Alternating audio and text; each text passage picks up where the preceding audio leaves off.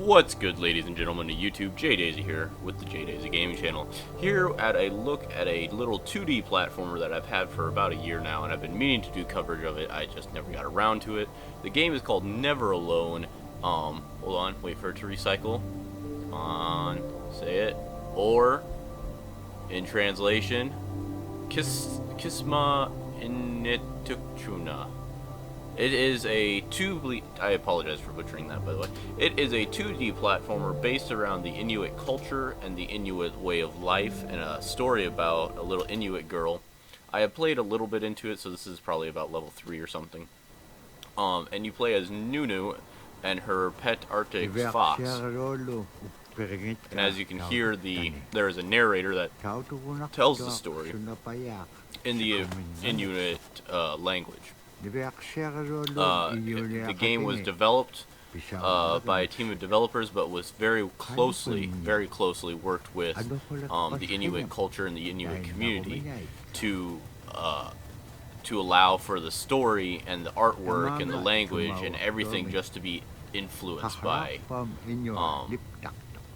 the Inuit way of life and the way of culture.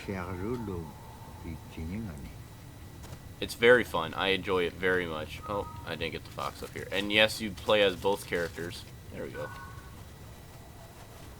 And it's just a nice little 2D platformer. I find it very fun. I don't play much of it, but I can never bear myself to get it off my hard drive, because all the money that goes to buying this goes back to the Inuit community and Inuit culture. And I always say that video games are a way to experience other ways of culture and life and ways of thinking, and what better way to help promote it than promoting a game that definitely does that at its core. And it's a decent 2D platformer. I've never been a big platformer puzzle game kind of guy. That's never been really my cup of tea. Oh, just about fell. But this one's fun, and this one went to a good cause, so how can you refuse that? And I figured with the Steam sale starting next week, maybe this will be worth getting out there. Maybe you guys can take a look at it. I believe it's like 15 bucks right now, so it's not bad in any shape, way, or form. And throughout, you meet these people. It's very tranquil, very nice.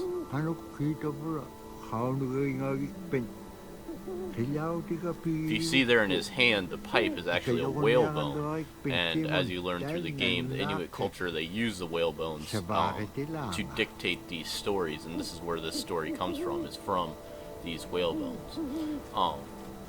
And that's how it was passed down from generation to generation, because if you don't know anything about Inuit culture, they are very much a nomadic tribe of people. They move from place to place following the herds of animals and following what they need to survive. And that's not what I want to get to yet. There we are. And you learn that through the game, of the way of their culture and their life, and that they quote unquote are an outdated culture. Life has caught up to them. And as you go, you learn about you get these little stories here. And these little stories are where you learn a lot about the Inuit culture and the Inuit way of life, and you get them as you progress through the story. So here, let's just pick this one. Shut up so it can do its thing. Silla is the weather. It also means the atmosphere. Here's the Nuna, or the land, and it's anything from the land into the moon, the sun, the stars. That's Silla. It's a very spiritual, and we have a relationship with Silla. Silla has a soul in the same way we do as people, in the same way animals do. I think spirit helpers in and of themselves are really about how we're connected with things. And so it may be that there is a spirit helper that shows themselves as a bird to show you the way home, or it may be a spirit helper that actually decides to show themselves with the face and body of a man instead of their animal form.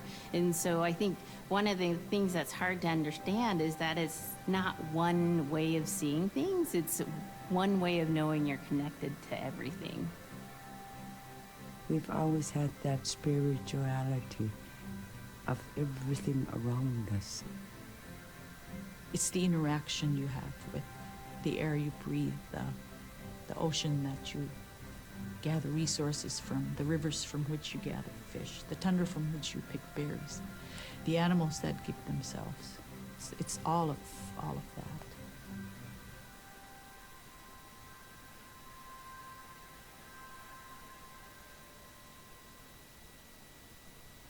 Yeah, so as you go through the game, you find these little stories, and I don't know how you people or anyone else would play this, but I play it where I stop immediately whatever I was doing to listen to these, other than that one, because I got that on my test recording.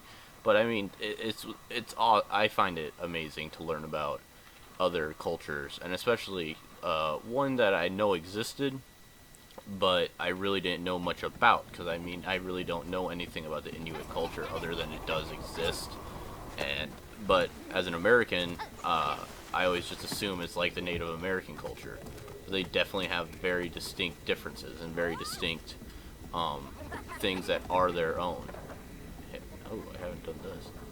Oh, so I'm assuming we have to move this. So yeah, I would definitely recommend picking this up, but that might just be my recommendation. I just wanted to get this video out because I didn't think a lot of people had heard of this game. It's very unique and very different kind of game. Oh, we're going to a cave. Oh. Oh, now we gotta play as a fox. Now we can scamper. Perfect. And then we will hit, what was it, left shift? Perfect. Look at this, it's like I play platformers. Alright folks, this is where I'll end this video. The game is Never Alone, it's on Steam. It's about 15 bucks, like I said, but the Steam sale starts next week, so maybe you can get it cheaper. I don't know. I would definitely say this is a game worth picking up if you like A, 2D platformers, or B, learning about other cultures and ways of life. I would definitely recommend it. So as always, if you have any questions, comments, or concerns, please leave them down in the box. And as always, have a great one.